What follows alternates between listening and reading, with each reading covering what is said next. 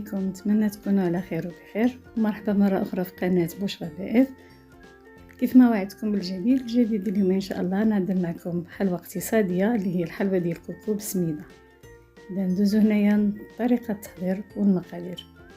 بالنسبة للمقادير عندي هنايا 4 كيلو ديال الكوكو، نص كيلو هنايا ديال السكر كلاصي النوعية الممتازة، 4 كيلو ديال السميدة رقيقة، قشور ليمونه محكوكه من الاحسن تكون صفراء، وهنايا كاس عامر ديال الزيت وكاس ونص حتى كاس وربع ديال السكر، حيت اصلا غادي نفندوها في السكر.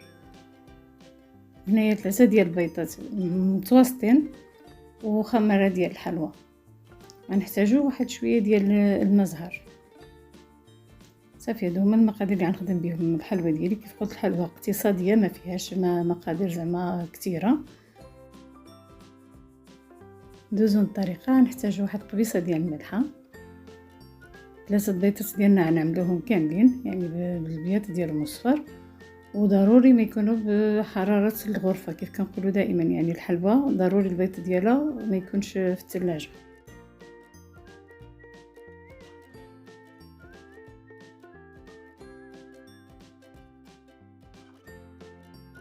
غنضيف لهنايا كاس ونص ديال السكر،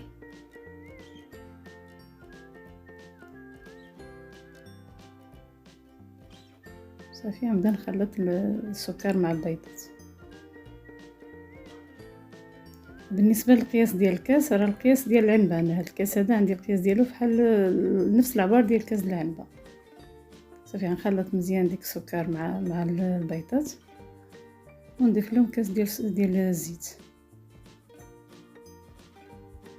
نخلط الجميع مزيان حتى يدخل داك الزيت مع السكر والبيضات. ومن بعد نضيف لهم ديك القشور ديال الليمونه محكوكه.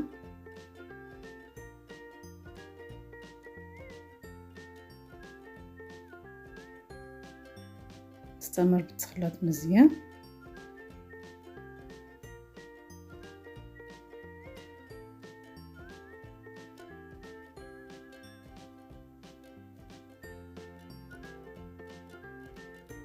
هنايا غنضيف اول حاجه اللي غنبدا بها هي الكوك. بالنسبه للكوكو ضروري يكون النوعيه الممتازه كيف قلت باش يجينا في الحلوى كيجي معلك، لان اذا كان ناشف ما يخسرنا الحلوى ديالنا. غنضيف الكوكو ونضيف بالنسبه للسميده ما نعملش في الاول 4 كيلو كامل، غنقي غير واحد الكميه ديال السميده حتى نخلط مزيان، عاد نضيف الكميه اذا بقات لي شويه باقا ما تشربتش عاد نكمل هذيك 4 كيلو كامل على حسب النوعيه ديال السميده. انا قلت اذا كانت السميده نوعيه ممتازه صافي كيجي العبار مضبوط، يعني كيجيني 4 كيلو ديال السميده مع 4 كيلو ديال الكوك. غادي نخلط مزيان، من الاحسن نخلط الحلوى يعني نخلطها مزيان باش كيدخلوا فيها ديك العناصر مع بعضيتها. وكيف كنقولوا عيني ميزان، يعني انا كنخدم وكنشوف الكميه ديال اذا كانت باقا معلكه بزاف غادي نكمل هذيك السميده بهذه الطريقه هيدا. صافي غادي نخدمها مزيان ونشوف اذا كانت باقا خفيفه غادي نكمل هذيك 4 كيلو ديال السميده. اللي غنخلطها شويه غادي نضيف هنايا الساشيه ديال الخميره ديال الحلوى،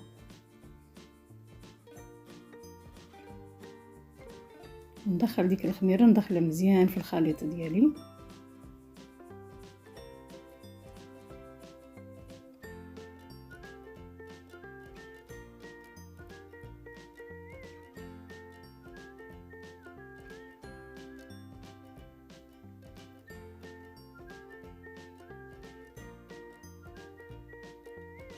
صافي كيف كيبان الخليط باقي شويه خفيف، غادي نكمل داك شويه اللي بقى لي ديال السميده. هي القياس ديال 4 كيلو كامل، استعملت هنايا 4 كيلو ديال السميده مع 4 كيلو ديال الكوك. صافي غنخلطهم مزيان، باقي كنأكد على التخليط، يعني ضروري خصنا هنايا نعجنوها مزيان باش ديك العناصر كامله كتشرب لنا في الحلوى ديالنا وكتطلع لنا معلكه. خصنا نحصلوا على القوام يكون بهذه الطريقه هذه، يعني الخليط ديالنا ولا العجينه ديالنا تكون كتجمع بسهوله ما تكونش قاصحه. وملي نعمل الكويره في يدي ديال الحلوى ضروري تجمع بهذه الطريقه هذه. صافي ملي كملت الخليط ديالي دابا غندوز للمرحله ما قبل الاخيره. غنضيف هنايا شويه ديال الماء زهر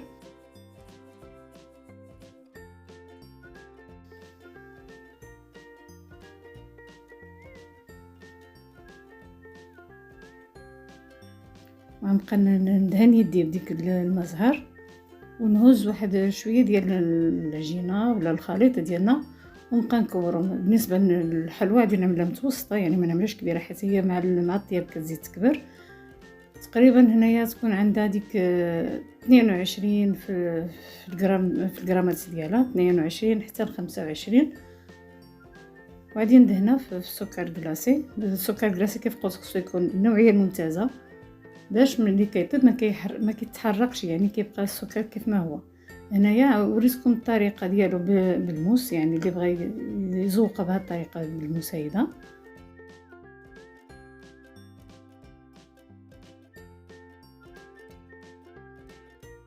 نعود معكم هنايا الحبه الثانيه. غادي نعمل سكر كلاصي مزيان،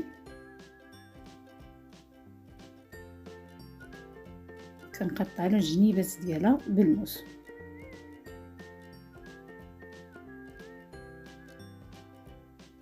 اللي جاتو صعيبه هذه الطريقه هذه يعملها بالمعلقه، يعني كندهن يدي بالمزهر، كنفندها مزيان في السكر، غير من الاحسن غير الوجه ديالها هو اللي تفند السكر مزيان، وكنقبط معلقه. يعني اللي جاتو الطريقه الموس صعيبه، هذه المعلقه الطريقه ديالها سهله، يعني كنمشي لها مع الجناب ديالها كيف ما سبق ودرنا الملوزه، يعني نفس الطريقه كنعملوها لهاد الحلوى هذه، كتجي على شكل وريضه. وبالنسبه للمسافه خصنا ضروري نخليو مسافه بيناتهم حيت هي مع الطياب كتزيد تكبر. صافي غنستمروا على هاد الطريقه هذه حتى نكمل الحلوى ديالي كامله. انا هنايا عاودت معكم الطريقه ديال الزواقه ديالها بالمعلقه، كتجي هيدا كتجي بحال الديكور ديال الوريضه. صافي هنايا كملت الكميه ديالي كامله، وكيف قلت ضروري بنخلي بيناتهم شويه ديال الاتساع لان هي مع الطياب كتزيد تكبر.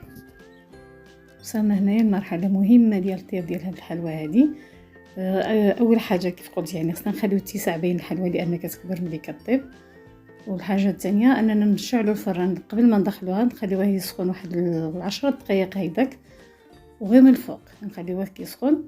وملي كندخلوا الحلوى ديالنا كنعملوها على درجه ديال، بالنسبه انا عندي هنايا الفران ديال الغاز كنشعلها من الفوق، كنخليها واحد 5 دقائق لان ديجا كان عندي الفران سخون، كنخلي واحد 5 دقائق عاد كنرجع نشعلها من تحت ونخليها طيب على خطره، يعني واحد المده ديال ميم با واحد 15 دقيقه كتكون واجده. ها هنايا هي وجدت الحلوى ديالي كيف كتشوفوا، كتجي اللون ديالها مذهب كتشهي، ونتمنى تعجبكم بزاف. وكيف قلت هي كيفاش الحجم ديالها تبدل، يعني كبرت على اللي كانت في الاول. وضح اكثر 5 دقائق جوج ما تشقق من الفوق، كنزيدها 5 دقائق من تحت، كنشوفوا تحت الحلوى اذا صبناها مذهبه صافي راه هي طيبه. والحلوى ضروري كيف قلت يبقى واحد المسافه بيناتهم لانها هي كتكبر في الحجم ديالها. صافي هنايا الحلوى ديالي واجده، نتمنى تعجبكم. الشكيه ديالها كيف كيبان على الصوره ذهب وصفيفره من داخل بديك القشور ديال الليمون اللي عملنا لها. نتمنى تعجبكم.